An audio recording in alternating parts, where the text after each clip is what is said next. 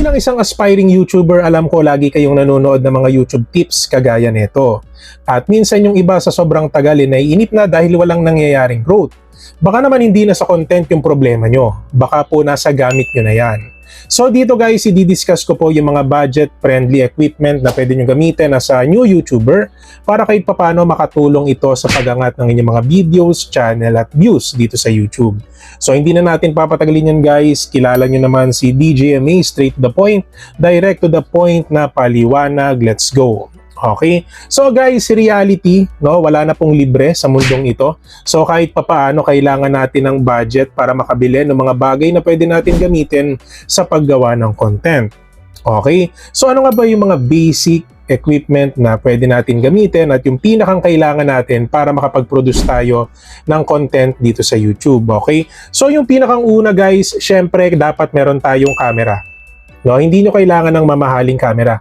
Kahit yung camera nyo lang po sa inyong mga phone, pwede po yan. No? So, hindi nyo kailangan ng high-range phone, yung mahal. So, kailangan nyo lang guys, yung medyo may quality talaga. Yung mga mid-range phone na kayang mag-shoot ng HD or 4K videos. Okay, so hindi nyo agad kailangan gumamit ng camera or DSLR para alam niyo yun, gumawa kayo ng vlog dito sa YouTube kasi ang maling pag-iisip ng mga baguhan dito sa YouTube na kailangan meron agad sila ng high quality na equipment para makapagsimula pa lang dito sa YouTube at hindi nila alam na madaming content creators ang umaangat dito na cellphone lang ang gamit, no? So mid-range lang. So sabihin natin yung mura lang talaga yung phone na gamit nila but still nakakapag-produce sila ng quality contents. Okay? At lagi niyong tatandaan guys na mas importante po yung lighting. No, kahit gaano kaganda yung camera nyo, but hindi naman din maganda yung lighting nyo pagdating sa inyong video, talagang hindi rin ganon ka-quality yung kakalabasan. Okay? Kaya guys, pagdating sa phone, pumili lang tayo nung kaya natin. But at the same time, alam natin na kaya netong kumapture or mag-record ng magagandang videos. Okay? So, yun yung una guys, no? Dapat meron tayong mid-range camera. Ayan. So, pangalawa guys, pinakamahalaga, syempre, yung kanina for video quality, yung pangalawa, kailangan natin ng magandang mic. So, quality microphone na hindi ganun kamahal. Okay? So, yung lavalier guys, no? So, mic brand siya. So, mura at malinaw yung audio kung gagamit kayo ng mga ganong klase. So, parang ito guys, yung mic na gamit ko, as you can see, medyo clear yung boses natin. No? Even though nag-i-static minsan, but still malinaw yung audio quality natin. Okay? So, USB mic, katulad nung sinabi ko sa inyo guys, katulad nung gamit ko. So, may naka-attach dun sa phone ko na parang USB receiver or Bluetooth para dun sa audio ko. And then ito guys, no? So, dito pumapasok yung boses natin para kahit papano maging quality siya after nung recording. Okay? So, bakit nga ba madalas mas importante yung audio? So, lagi niyong tatandaan guys na mabilis umalis ang viewers kapag pangit yung naririnig nila. And at the same time, hindi rin ganun kaganda yung quality ng video. So, lagi niyong tatandaan guys na combination yan, no? Yung unang maririnig, yung unang ma-accept ng ating pandinig as a viewer, so yun yung magiging deciding factor din kung tayo ba mag-i-stay dun sa video or kung aalis tayo. Kasi kung hindi natin trip yung pinapakinggan natin and at the same time hindi rin natin gusto yung pinapanood natin, for sure hindi tayo tatagal ng ilang segundo dun sa video. So kaya kalimitan ng mga contents natin hindi nire-recommend ng YouTube. So that's why nakaka-apekto din po yung video and audio quality, yung equipment na gamit natin. Okay? So pumili lang tayo ng mid-range, no? Yung kaya lang natin pagdating sa Bluetooth microphone. Hello everyone, especially the live streamers out there. Are you searching for a reliable, safe, fast, and affordable recharge or top-up service? If you're using the Sugo and Chamet apps, I suggest you visit the CocoDP platform. To get a huge discount, use the Cocoin payment method. Don't forget to click the link in the comment section and log in to CocoDP. The CocoDP platform offers plenty of games and live apps that you can choose from. Now, I will teach you how you can buy Chamet Diamonds here on CocoDP. First, enter your UID. Second, choose the package you want to purchase. Third, select the Cocoin payment method to get a bigger discount. Other payment options are also available. Fourth, enter your email address. Final step, click Buy Now. In just a few seconds, you will receive the package you purchased and you can check it directly in your email. So what are you waiting for? Visit CocoDP today. So pangatlo guys, hindi mawawala yung ring light. So yung para gumanda yung ating video quality, yung ilaw, no? So kadalasan guys, yung ring light natin ngayon, especially yung mga ring light na nasa Shopee, yung nasa Lazada, is kaya na natin bumili nito sa halagang 200 pesos hanggang 1,000 or mas higit pa kung gusto niyo ng medyo quality na ilaw. Pero alam nyo guys, murang-mura na lang sa sobrang dami ng product nowadays na nagkakaroon sila ng kompetensya rin, so pababaan ng presyo. So ang dali na lang po makabili ng mga ganitong klaseng equipment, no? Mapa cellphone, mapa Bluetooth mic, and of course yung ring light.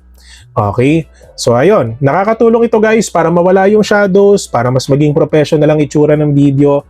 So talagang nakakatulong siya para makapag-produce kayo ng magandang video or magandang vlog. Okay? So ngayon guys, ipapakita ko naman po sa inyo yung example ring light, no, na pwede nyong i-check yung brand niya, kung saan nyo siya pwedeng bilhin.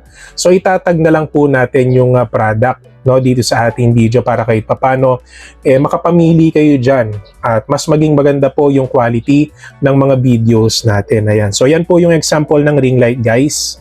So pwede nyo pong i-check yan. Okay? So yung pang-apat naman guys, meron tayong tinatawag na phone stand and tripod. Ito guys, sobrang gamitin ito. Especially sa mga content creators na mahilig lumabas and at the same time yung mga gumagawa ng vlogs inside. Parang ako, gumagamit ako madalas ng tripod or cellphone stand pag nagbablog ako. Okay, so this time lang guys, syempre, mas madali itong vlog ko na to kasi pinapakita ko lang sa left side yung mga dapat nyo makita, and of course ako guys, medyo ayan, edited tayo, no? So nasa right side tayo, tapos medyo small yung screen natin. Okay, so mahalaga yung phone stand guys para hindi po maalog yung ating video or para hindi siya shaky kung tawagin, ano. So mas consistent ang framing pag nakalagay ang cellphone sa isang tripod, so consistent siya. Ibig sabihin, hindi siya maalog and at the same time, nagiging maganda yung kalidad ng video. Okay? So, kahit murang tripod lang guys, makakatulong ito sa atin, ano? So, ito naman guys, ipapakita ko sa inyo yung starter kits, mga tripod na pwede nyong i-check na for sure makakatulong sa inyong vlogging journey dito sa YouTube, ano? So, pwede kayong pumili dyan, i-check nyo na lang po yung iba't ibang branding. Okay? So, ayan po. So, syempre guys, dagdag tip, pag kayo po ay magbablog, make sure na tahimik yung lugar or kulong. Kung kayo man po ay nasa labas, sobrang halaga po talaga ng Bluetooth mic. Kasi kahit maingay po, ang marireceive niya lang yung boses nyo talaga. So, that's why para sa akin, mas okay po na mag-invest kayo sa Bluetooth microphone. So, kahit anong brand po yan, maganda po yan. Okay? So, basic editing app guys, like yung CapCut, no, DaVinci Resolve, no, PixArt pagdating naman sa thumbnail making, yan, maganda rin yan. And of course, wag mawawala yung consistent na content. Make sure guys na nakapokus lang tayo sa isang niche para kahit papano mas malaki yung chance na magkaroon tayo ng sariling community dito sa YouTube. Okay? So ipapakita naman natin guys yung price range, no? So quick comparison ng mga equipment na diniscuss natin kanina para kahit papaano magkaroon po kayo ng idea. So pwede nyo pong i-check yan guys, pwede nyo naman i-post yung video para mapagkumpara nyo po. Okay?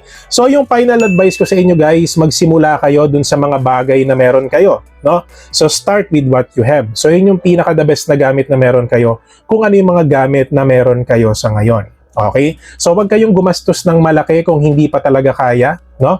And of course, guys, mag-upgrade kayo kung kumikita na kayo. So, syempre, iba pa rin yung nag-upgrade kayo ng gamit time to time. Okay? So, around 100 pesos to 1,500 pesos, for sure, magkakaroon na kayo ng magandang gamit para magsimula kayo ng vlogging career dito sa YouTube. Okay? So, yun lang naman guys. And kung sa tingin nyo, madami kayong natutunan sa vlog natin for today, don't forget to subscribe my channel, DJ Me, for more videos like this. And guys, mega love shoutout po pala sa ating DJ Me exclusive members na nagpa-member last month and this month. Ayan, so maraming salamat po sa inyo lahat. At bilang perks guys, ipineplex po natin sila every end of our video at meron po silang tinatawag na monthly community post na kung saan every month ipinopost natin sila sa ating community para magkaroon sila ng exposure sa ating channel na din. So yung pa-member sa aking channel guys is $1 per month. So ganun lang po kamura yan kada buwan, no? And kung sa tingin nyo guys, medyo nabitin kayo sa ating YouTube tips for today, so meron akong iiwan na video sa left side and of course DJ Me YouTube Tips playlist na makakatulong sa inyo as a new YouTuber. So yun lang naman guys, maraming salamat sa panonood and God bless po sa ating lahat.